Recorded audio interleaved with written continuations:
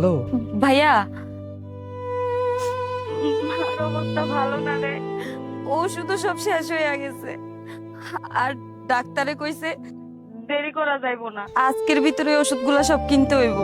আচ্ছা, তুই কোনো চিন্তা করিস না, আমি আজকে টাকা পাঠানোর ব্যবস্থা করতেছি। তুই না মার পাশে থাকিস, হ্যাঁ? আচ্ছা ভাইয়া। আচ্ছা ঠিক আছে, রাখলাম তাইলে।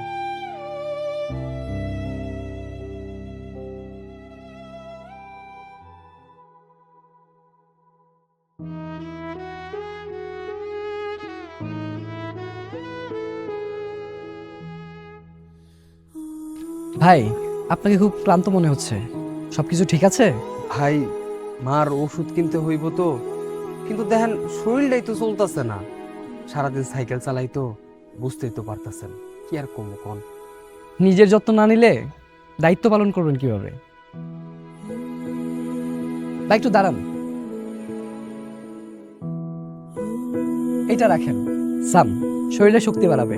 আর আজকে এটা আমার পক্ষ থেকে। না না ভাই, আমার এইসব লাগবে না। একটা কথা মনে রাখবেন, যদি আপনি সুস্থ থাকেন তাহলে আপনার মাও ভালো থাকবে।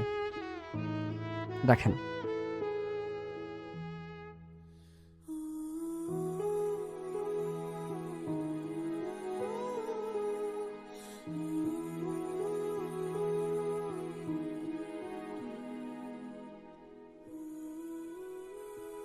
যারা নিজের কথা ভাবার সময় পায় না, যারা শুধু দায়িত্বের জন্য বাঁচে, তাদের শক্তির পাশে থাকুক সাম।